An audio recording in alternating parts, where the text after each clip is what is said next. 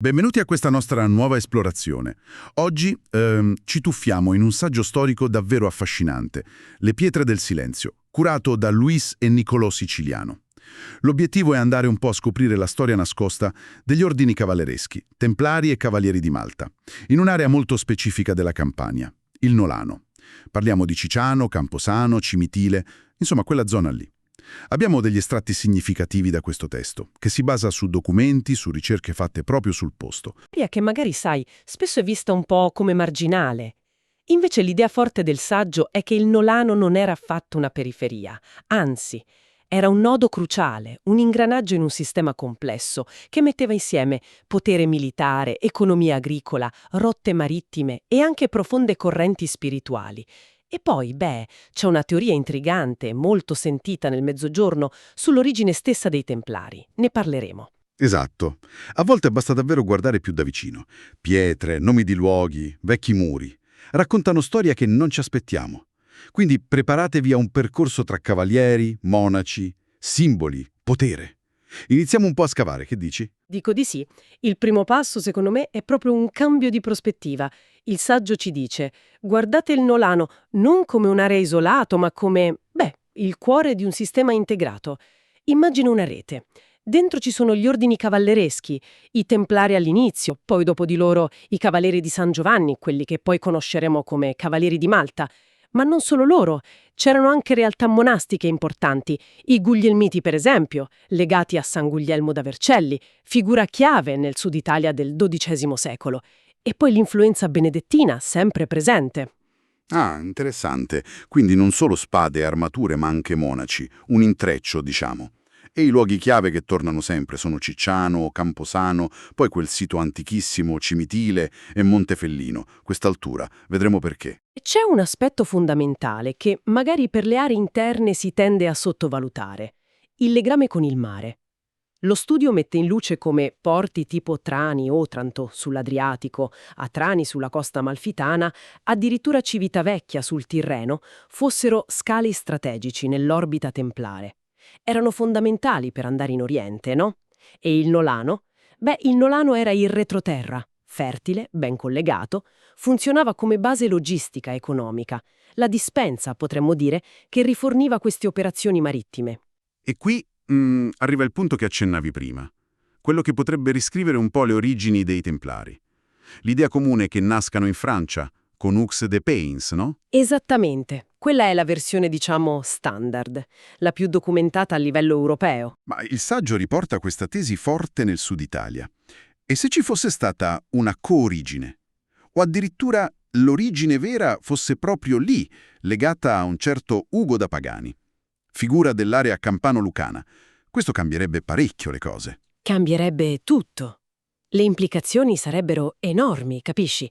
Se questa tradizione meridionale avesse un fondamento storico, il Mezzogiorno non sarebbe stato solo un posto dove i Templari si sono espansi, sarebbe stato la culla, il luogo di nascita. E quindi la presenza templare nel Nolano non sarebbe quella di una filiale, diciamo, lontana dal centro francese. Sarebbe una propagazione diretta dal ceppo originario, con un carattere diverso, più, come dire, genetico, non coloniale. Affascinante, veramente affascinante. Allora andiamo a vedere più da vicino questa fase templare, prima della loro, drammatica fine all'inizio del Trecento. A Ciciano c'è quest'area chiamata Li Franchi. Un nome che incuriosisce. Molto. È un toponimo che esiste ancora oggi, Li Franchi.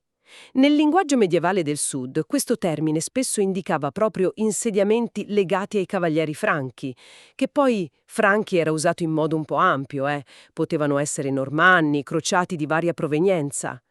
La zona è associata a resti di piccole fortificazioni rurali, che la gente del posto chiama la Castelluccia, e c'è anche la chiesa della Madonna degli Angeli lì vicino. Tutto questo suggerisce un presidio rurale templare, forse il primo nucleo, un po' fuori dal centro abitato, che si è sviluppato dopo. Funzione: probabilmente controllo agricolo, difesa delle strade e anche, sacralizzare il territorio con un luogo di culto. Capisco. E come si collegava questo presidio nell'interno con i porti di cui parlavi? Tipo Trani, Atrani? Sembrano due mondi separati, no? La campagna e il mare. Ma per un'organizzazione come i Templari Erano due facce della stessa medaglia. Quei porti non servivano solo per il commercio, sai. Erano le basi per imbarcare tutto.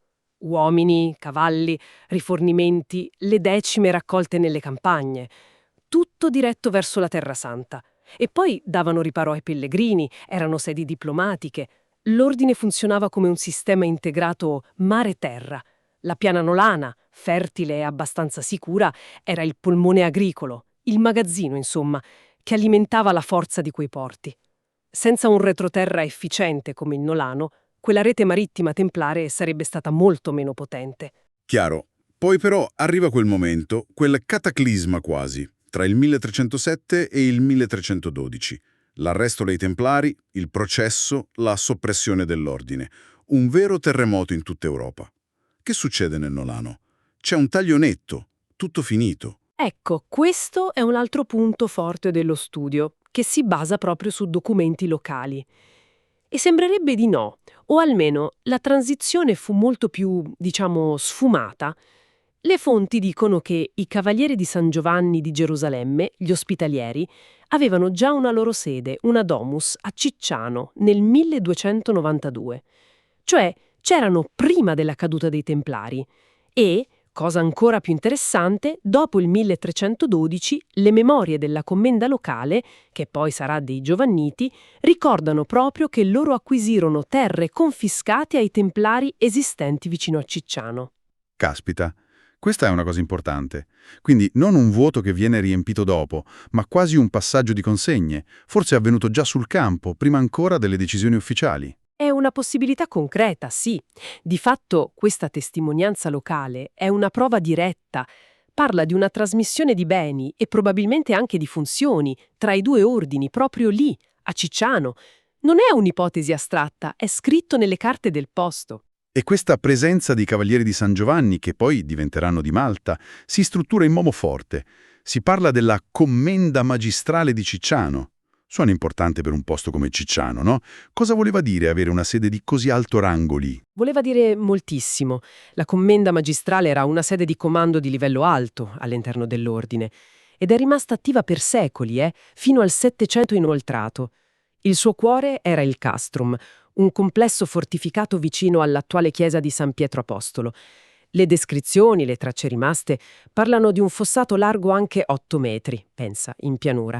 Poi c'era il palazzo del commendatore, edifici di servizio, un cortile, e c'è un dettaglio architettonico che colpisce, menzionato nelle fonti. Un passaggio sopraelevato. Collegava il palazzo direttamente a una tribuna riservata nella chiesa. Un coretto, lo chiamano. Un passaggio privato per andare in chiesa. Davvero. Esattamente. Permetteva ai cavalieri, al commendatore, di assistere alle messe separati dalla gente comune, un segno tangibile del loro status, della loro funzione un po' a parte nella comunità. E i simboli di questo potere si vedono ancora. La croce a 8 punte, quella di Malta, ovvio, e stemmi di famiglie nobili che hanno tenuto la commenda, nomi come Branciforte, Cicinelli, De Guevara. Immagino che oltre all'aspetto militare e religioso ci fosse anche un forte potere economico. Gli inventari che cita lo studio, tipo quello del 1582, cosa ci raccontano? Ci parlano di un controllo economico capillare, proprio così. Descrivono un patrimonio di terre enorme, centinaia di moggia. È un'antica unità di misura, ma dà l'idea dell'estensione, solo nel territorio di Cicciano. E questo significava esercitare diritti signorili, gestire coltivazioni, riscuotere canoni, rendite. La commenda era un attore economico di primissimo piano. E la sua influenza andava oltre Cicciano. Toccava anche centri vicini, come Camposano, per esempio. Ok, abbiamo visto il potere militare, quello economico, la continuità storica tra gli ordini. Ma lo studio, dicevamo, esplora anche una dimensione più, come dire, verticale. Spirituale, simbolica. Si parla di Montefellino. Montefellino è questa altura che domina la piana. Le tradizioni locali e anche alcune fonti la indicano come sede di un antico insediamento monastico, legato all'influenza di San Guglielmo da Vercelli, il fondatore di Montevergine. Quindi siamo nel solco di quel grande movimento di monachesimo riformato del mezzogiorno medievale. Funzionava come luogo di preghiera, ovvio, ma anche come ricovero, un ospizio per viandanti, per religiosi. Era in rete con le grandi abbazie del sud. Quindi non solo preghiera isolata lassù, ma anche un ruolo pratico di servizio e collegamento. Proprio così. Da un lato dava la legittimazione spirituale alla presenza armata dei cavalieri giù in pianura, la spada al servizio della croce, insomma, in un certo senso. Dall'altro offriva infrastruttura concreta, ospitalità, assistenza, un punto di riferimento. E questa funzione sembra durare parecchio, fino al 600, forse indebolita anche dalla terribile peste del 1656. È un esempio perfetto di quell'intreccio tra monacesimo e cavalleria, che è così tipico del Sud Italia medievale. L'uno che sostiene l'altro, in pratica. E poi c'è Cimitile, un posto incredibile, con una storia millenaria, famoso per le basiliche paleocristiane. Qui lo studio si concentra su una figura particolare di Maria Maddalena. La definisce quasi regale. Sembra strano per lei, no? Di solito è la penitente. Decisamente strano rispetto all'immagine più diffusa, sì, quella della Maddalena nel deserto. A Cimitile, in un affresco specifico, analizzato nel saggio, la Maddalena appare diversa. È frontale, autorevole, quasi nobile. Ha il vaso degli unguenti, ma lo tiene come fosse uno scettro, simbolo di sapienza, di unzione. E questa rappresentazione non è un caso. Si lega forte alla politica religiosa degli Angiò, che allora governavano Napoli. Pensa che Carlo II d'Angiò nel 1279 elevò la Maddalena a santa protettrice della dinastia, unì il culto che c'era in Provenza, a Saint-Maximin, con Napoli. Ah, quindi una Maddalena usata anche politicamente. In parte sì, certo, era un simbolo potente per dare un fondamento sacro al potere angioino. E a Cimitile, questa immagine regale della Maddalena viene messa in relazione visiva diretta con la croce a 8 punte, quella dell'ordine di San Giovanni a Malta. Cimitile, che era già un luogo di santità antichissima, diventa quasi il palcoscenico, il luogo dove si consacra teologicamente e politicamente tutto questo sistema cavalieresco monastico del Nolano sotto l'egida angioina e poi giovannita. Ma non finisce qui. Il saggio, in un capitolo specifico, l'11°, va oltre l'interpretazione solo politica, si addentra nel simbolismo più profondo. Questa Maddalena viene letta anche come figura della Sophia Christi, la sapienza divina personificata.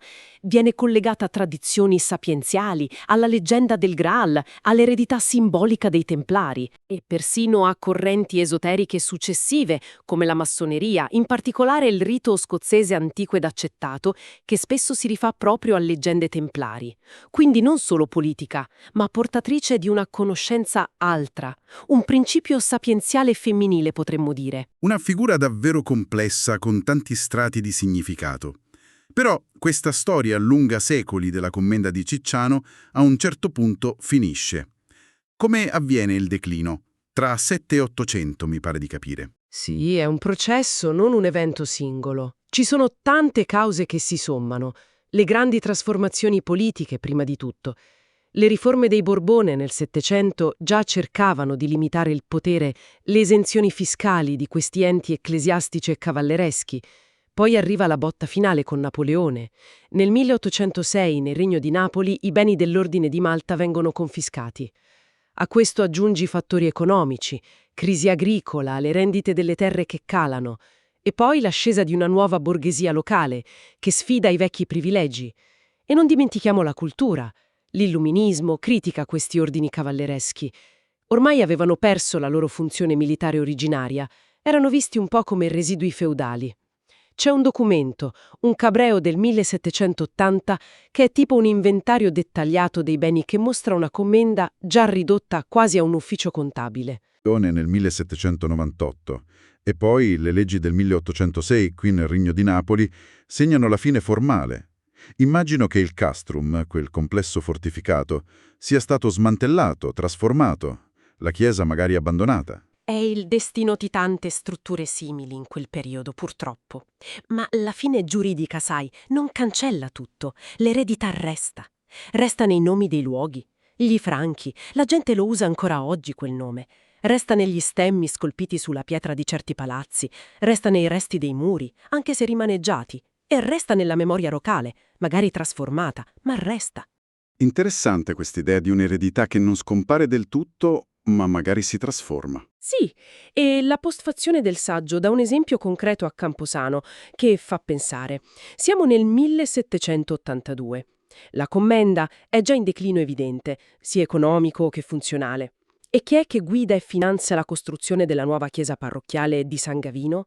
Sono membri della famiglia Siciliano, la stessa degli autori.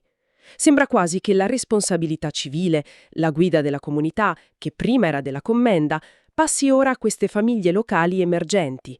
È una forma di continuità, ma morale, sociale, che va oltre la fine dell'istituzione cavalleresca in sé. Davvero un viaggio lungo secoli. Siamo partiti dai Templari, forse addirittura da una loro possibile origine meridionale, poi abbiamo seguito la continuità con i Cavalieri di Malta a Ciciano, abbiamo visto il legame con i porti, la dimensione spirituale di Montefellino, il simbolismo complesso di Cimitile. Ne viene fuori un quadro del Nolano molto ricco, molto articolato. Sì, il messaggio centrale che emerge è forte. Quest'area non era una periferia qualunque, era un nodo vitale, economico, militare, spirituale, profondamente integrato nelle dinamiche del Mezzogiorno, sia medievale che moderno. Un centro forse addirittura connesso, se diamo credito a quella tradizione meridionale su Ugo da Pagani, alle radici stesse dei Templari.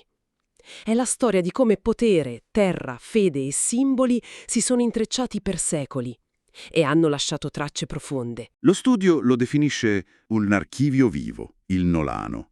Le pietre, i nomi, le immagini sono come pagine scritte nel tempo. Conservano strati di storia. E questo ci lascia con una domanda, forse un pensiero per chi ci ascolta. Quante altre aree, magari oggi considerate marginali, minori, sono in realtà archivi viventi come questo? Cosa potremmo scoprire ancora sulla nostra storia se solo imparassimo a leggere meglio queste tracce, quelle che il passato lascia sul territorio, anche nei posti più impensati? Beh, una riflessione che forse vale la pena portarsi dietro. Grazie per aver seguito questa esplorazione con noi.